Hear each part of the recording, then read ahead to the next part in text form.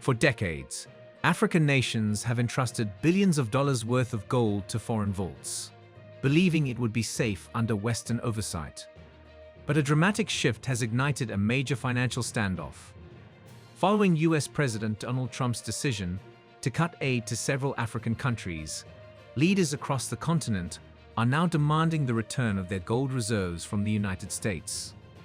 The pressing question is, will the US comply, or is this yet another instance of Africa's wealth being exploited? This issue goes beyond gold. It's about sovereignty, power, and breaking free from economic systems that have kept Africa dependent for far too long. African nations were long assured that storing their gold in US vaults was a security measure, but Trump's sudden aid cuts have forced leaders to confront a stark reality. Their wealth isn't fully under their control. With fears of financial instability mounting, countries like Ghana, Nigeria, and South Africa are taking bold steps to reclaim their assets. History shows that retrieving gold from the West is rarely straightforward. When Germany requested its gold back from the US in 2013, it took 7 years to recover just a portion. African nations now face a similar challenge. But this time, they are uniting, ready to confront a global system that has long profited from their resources. If the US refuses, could this push African nations closer to BRICS allies like China and Russia? Might this spark a financial shift capable of shaking the global economy? In this video, we explore Africa's fight to reclaim its gold and why Western powers may resist returning it. While it may seem surprising, storing gold abroad is a common global practice. Countries do this as a safeguard against political instability, theft, or economic crises. African nations are not alone. Some of the world's wealthiest countries, including Germany, Italy, Switzerland, India, the Netherlands, Portugal, Austria, Poland, and Belgium, also keep large portions of their reserves in foreign vaults. For instance, Germany holds roughly $80 billion in gold, mainly in the US, a decision rooted in post-World War II fears of Soviet aggression.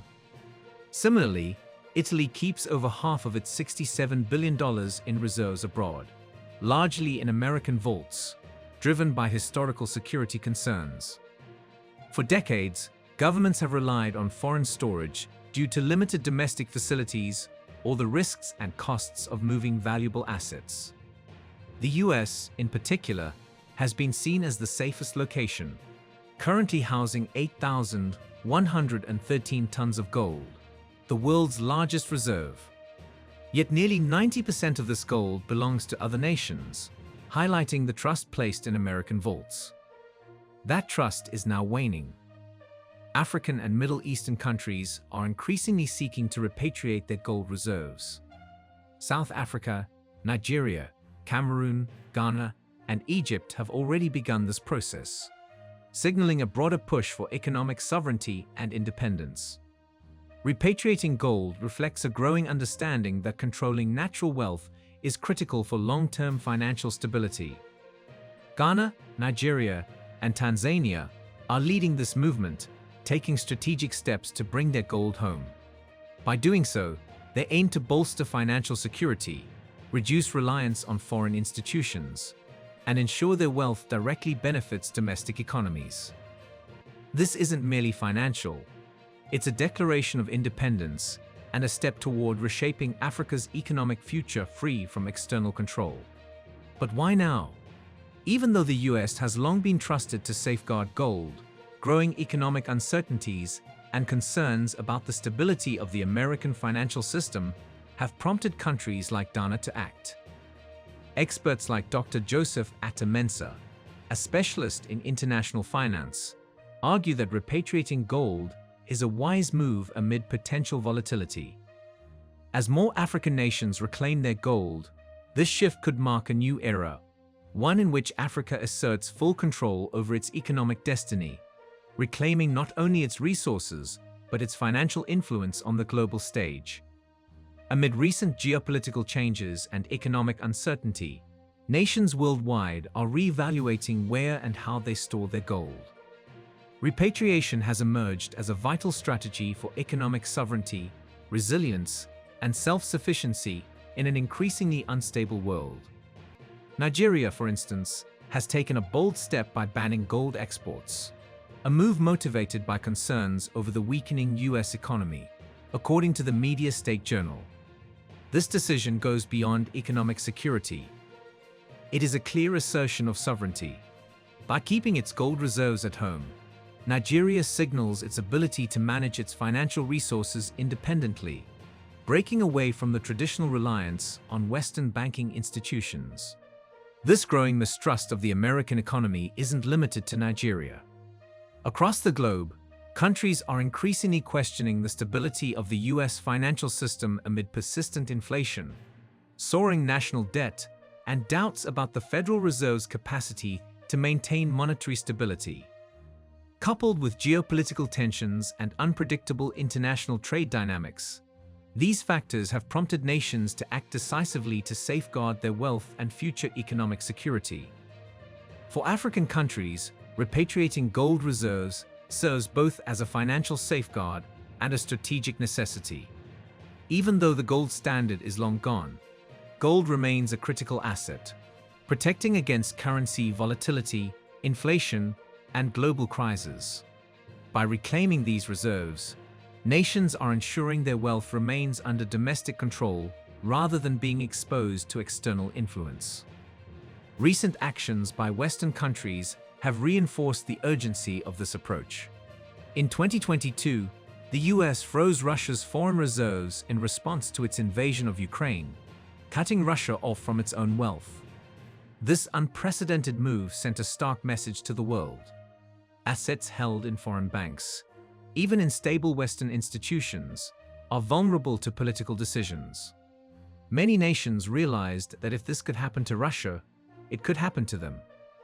Since 2020, gold repatriation has surged, particularly among countries that had traditionally stored reserves in the US, UK, and France.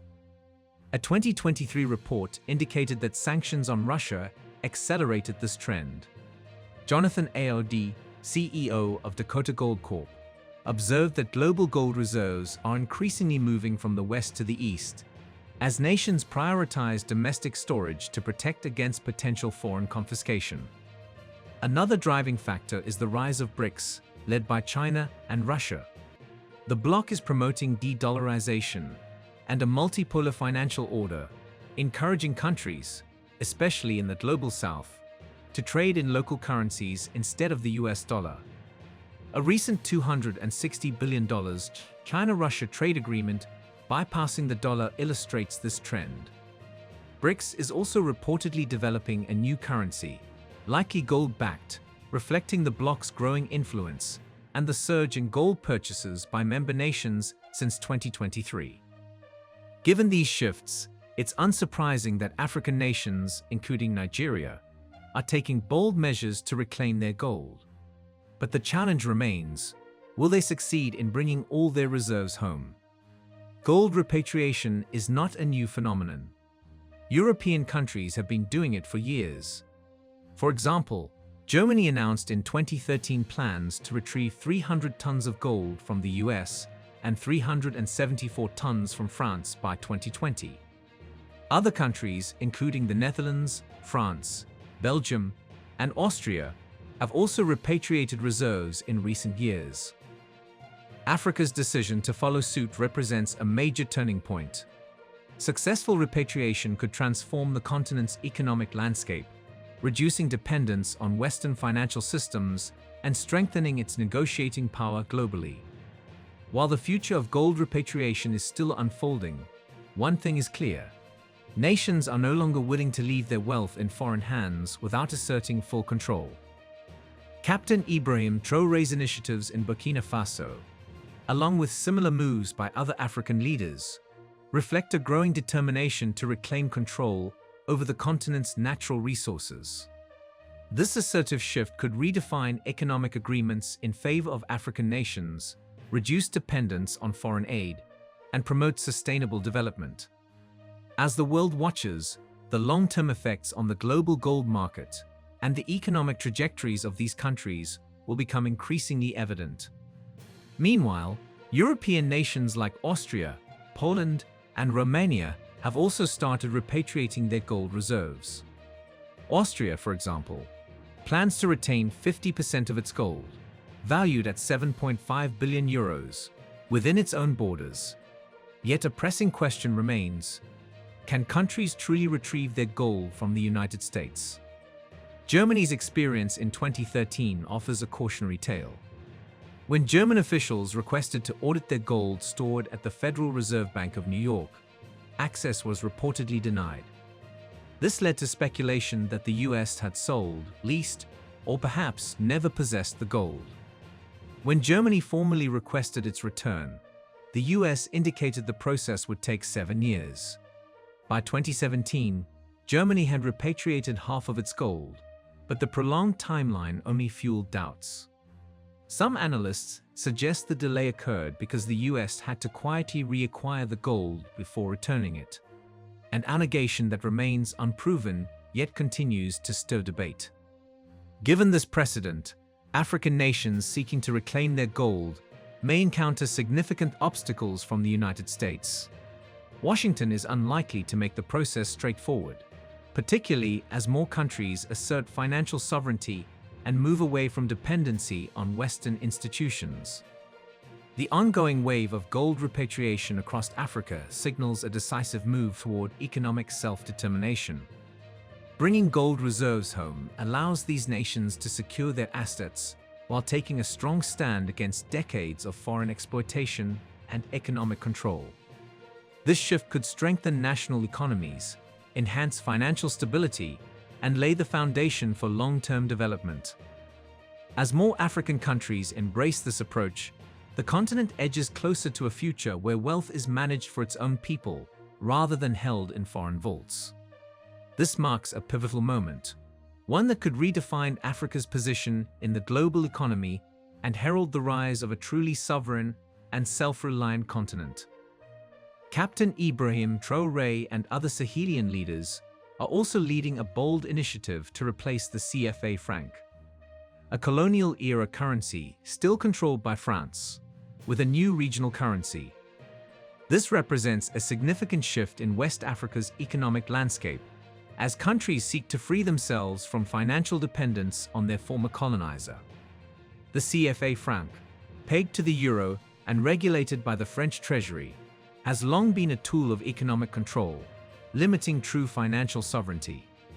Traore and his allies believe that introducing a new currency will restore economic independence, boost regional trade, and allow financial policies to serve the interests of their populations rather than Paris. The plan to launch a new currency coincides with broader geopolitical shifts in the Sahel. Recently, Burkina Faso, Mali, and Niger, each under military-led governments, have announced their exit from ECOWAS. These countries cite growing dissatisfaction with ECOWAS, accusing it of being influenced by Western interests, particularly France. Frustration over inadequate support in the fight against terrorism and swift sanctions following coups has deepened the divide. By leaving ECOWAS, these nations aim to create a regional alliance focused on their security and economic stability, free from external control. Central to this transformation is the rejection of the CFA franc, which France has used for decades to maintain economic dominance over its former colonies. Introduced in 1945, the CFA requires member states to deposit half of their foreign exchange reserves in the French Treasury, granting France control over their monetary policies. This arrangement has stifled economic growth, restricted the ability to issue independent currency, and made exports less competitive due to the fixed euro exchange rate. By establishing a new currency, Sahelian leaders are challenging centuries of financial control and paving the way for a more self-sufficient African economy. The move aligns with efforts by BRICS nations, led by China and Russia, to promote de-dollarization and alternative financial systems. If successful, this could inspire other West African countries still using the CFA franc to reconsider their economic ties with France and seek greater autonomy over their financial futures. The path forward is not without obstacles. France, which has historically leveraged African resources and financial influence to maintain its economic power, is unlikely to relinquish control without resistance. The introduction of a new regional currency could trigger economic or diplomatic pushback, potentially including efforts to destabilize the system through political pressure or covert interference. Additionally, ensuring the currency is stable, credible, and widely accepted in global markets will require careful planning, strategic partnerships, and disciplined governance. Despite these challenges, the determination of leaders like Ibrahim Traore of Burkina Faso, Assimi Goïta of Mali, and Abdourahmane Tiani of Niger signals that the region is ready to embrace a new era. If their initiative succeeds, it would mark the end of an exploitative system that has long hindered Africa's economic development.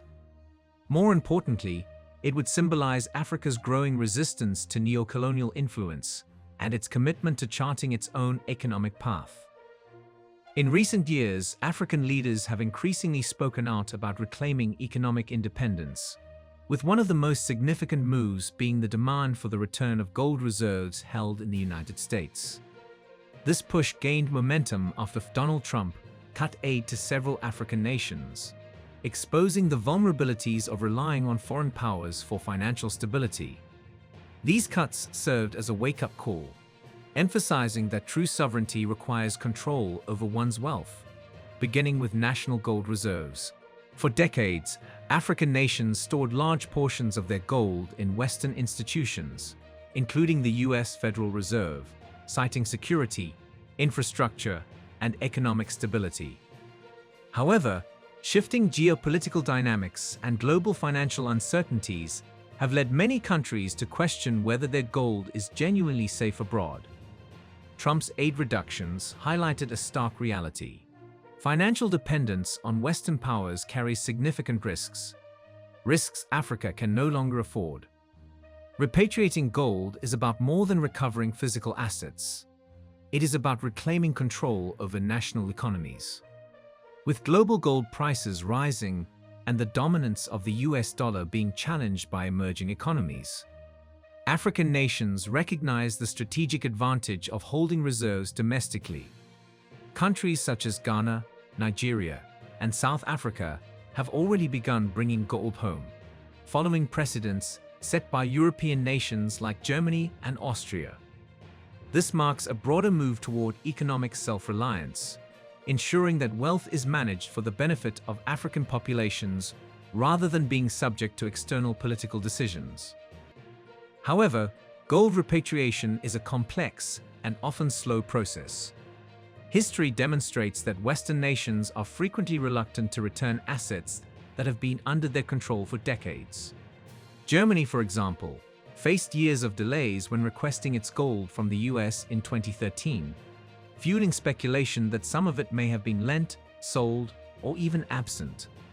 If major European economies encountered such hurdles, African nations may face even stiffer resistance in reclaiming their reserves. Moreover, this movement challenges Western financial dominance. By repatriating gold, African countries not only secure their assets, but also assert independence from US-led economic systems. This aligns with the rising influence of BRICS nations, led by China and Russia, which advocate for de-dollarization and alternative financial frameworks. As more African countries pursue trade in local currencies and diversify economic partnerships, bringing home gold reserves becomes a key step toward breaking free from neo-colonial economic structures. Ultimately, the demand for gold repatriation represents more than a financial maneuver.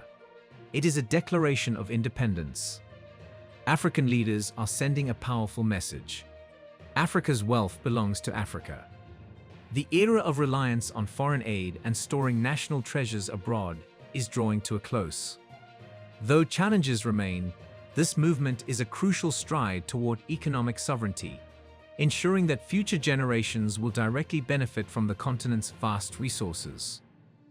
So what do you think? Will the US hand back Africa's gold without a fight? Or could this spark a major geopolitical showdown? And how will it shape the future of African economies? Share your thoughts in the comments below. And don't forget to like, share, and subscribe for more updates on Africa's journey toward financial independence.